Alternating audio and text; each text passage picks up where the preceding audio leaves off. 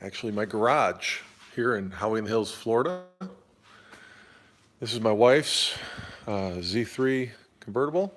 That's our Ford Explorer, neither one of which is, or I'm sorry, Ford Flex, neither one of which is getting a lot of use, as I'm sure it's been for a lot of folks.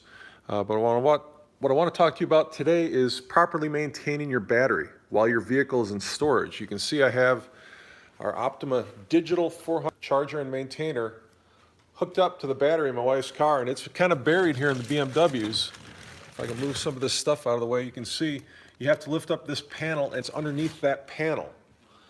So our digital 400 chargers and maintainers offer a couple of options. You've got the alligator clips. I've got another one right here that I can show you. These alligator clips here that you can connect directly to your battery. But they also have an option for you. You just disconnect them right here, and you can connect some permanent leads that you can attach directly to your battery. And so you just have that little cable hanging out, which is what I have. The little cable hangs out in the trunk, and then when I want to plug it in, I just connect it to a battery maintainer and plug it in. Now, I don't want to close the trunk when I do this, and I'll tell you why. I want to remind myself that I have a battery charger keeping my battery topped off, because if the trunk was closed and I went to go start my car and take off out the back, and could damage the car, could damage the battery, certainly damage the charger in some way. So some people put sticky notes on their steering wheel that says, hey, disconnect the battery from the charger when you start the vehicle. But I leave the trunk open. And the maintainer is a really nice thing to have. These maintainers, they're kind of idiot proof. They have a feature right here. This is a button that says battery pre-charge status. So when you first connect our chargers or maintainers to your battery, you can press that button. It tells you what the fully charged voltage is. And for most 12-volt batteries, a full state of charge doesn't start until the battery is at least 12.6 volts. Actually, for our yellow top batteries and our blue top batteries with light gray cases, fully charged voltage in those batteries is about 13 to 13.2 volts. So it's a mistake that a lot of folks make, that they think their battery is fully charged because it's a 12-volt battery and it measures 12 volts. It's like, well, that's actually closer to 50% discharge. When vehicle, they're still using electricity. You have presets on the seats, you have the presets on the radios and the clocks, and you get newer vehicles. Some of them are connected to the internet. Some of them are connected to satellite systems. OnStar and the GM vehicles is a very common one. And so these vehicles, not so much this car, but probably the Flex more so, and a lot of these other vehicles that have connections to the internet and things like that. Car alarms are big draws on batteries. Just by sitting, those vehicles can discharge their batteries literally in a matter of weeks, to the point where you can't even start it.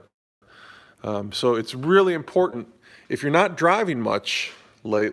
Now this one's $89.99 at OptimaBatteries.com. And we have a bigger one that I also have over here. This is a digital 1200 charger and maintainer. This one charges at a little bit faster rate, up to 12 amps. That smaller one charges at a maximum. This one has some other before me in this video. The pop, you can hear it, you can't see it, but there's a little LED light on the end of the positive clamp. So if you're digging around in a dark place, you can see things a little bit easier when that's plugged in. They have no spark technology, so I'm sure you've seen some unwise people clicking together the positive and negative alligator clips and they spark a little bit. Yeah, it's working. That's a bad idea. Please don't do that. It's dangerous. If there's fumes in the area, it can certainly ignite those fumes. Our chargers and maintainers have no spark. So if you accidentally touch the positive and negative clips, nothing happens.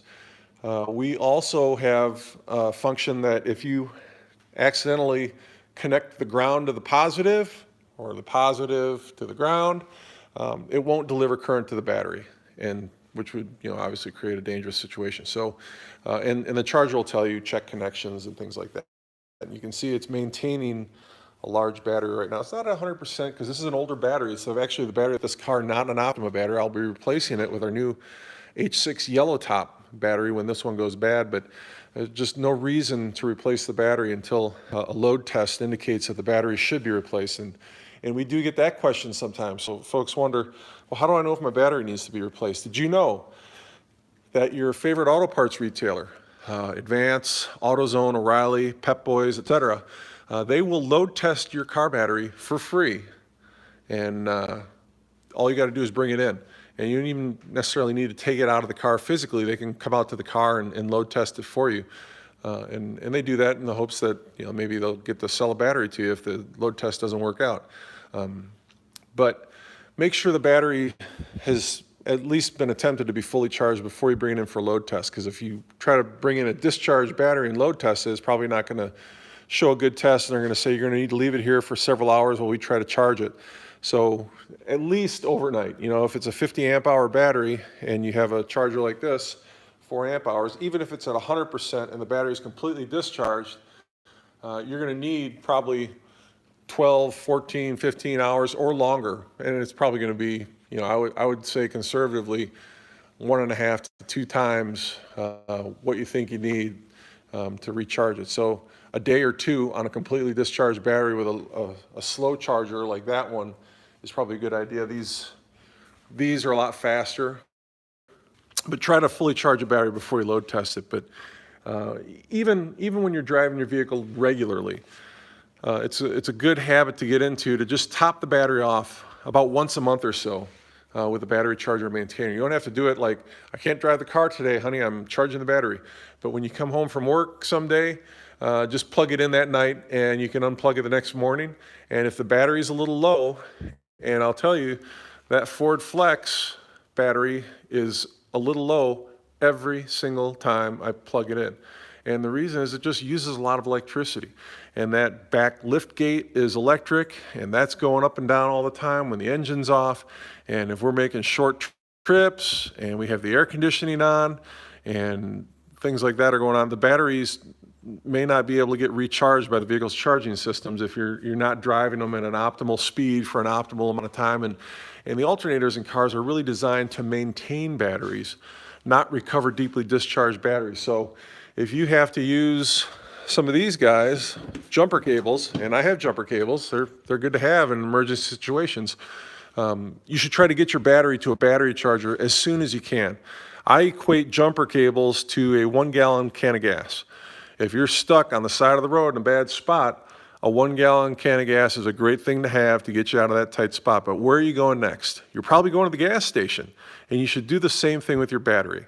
Okay, if you need jumper cables to get your car started to get home from work, the first thing you do when you get home is you should plug your battery into a battery charger, because you've been beating up your alternator the whole drive home as it's trying to charge that battery. And if the battery's bad, it's just going to keep beating up the alternator. So if you plug it into a battery charger and it doesn't charge up the battery, there's a chance that that battery needs to be replaced. You'd rather know about that than wake up the next morning, not have it work, jump start it, get it to work again, and repeat that process over and over again, because you're going to wear your alternator out. And as expensive as it is to replace a battery, it's even more expensive to replace your alternator.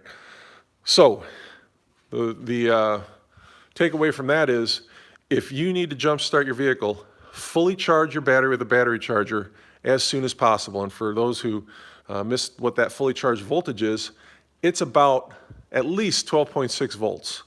Some batteries may be a little higher. As I mentioned before, the OPTIMA yellow tops are about 13 to 13.2 volts, but at least 12.6 volts is a fully charged battery.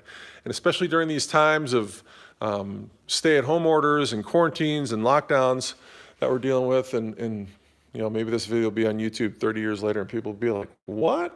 Hopefully they will be. But if people are like, yeah, that's every day, that would suck. But when you're not using your vehicle much, you got to keep your battery topped off. There's just no two ways about it. And the OPTIMA Digital 1200 and this Digital 400 maintainer are great ways to do that.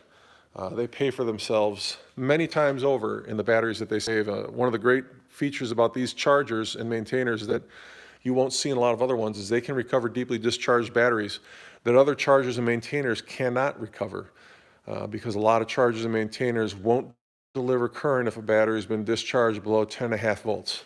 Well, guess what? If this car sits long enough, that battery is going to get discharged below 10.5 volts. And the thought process is, well, if it's lost that much voltage, it must have a bad cell, because it's 2.1 volts per cell times 6 cells equals 12.6.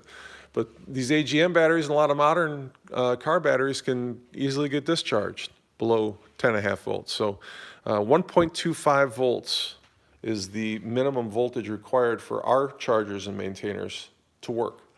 And we'll even throw in a kicker. If you buy this Optima from us directly at OptimaBatteries.com, when you purchase an Optima battery from us, we're so confident they will maximize the performance and extend the lifespan of your battery that we will add a year of warranty coverage for you. And all you got chargers, and you'll have 4 years of warranty coverage, or actually an extra year. If the battery is a marine battery, it only has 2 years of coverage, and you get a third year. So 1 extra year of warranty coverage, and we note it. So Optima. That's our toll-free 800 number. It's printed on every battery that we sell. Just ask questions here on YouTube in the comments, and we'll do our best to answer them. Thank you so much for keeping batteries.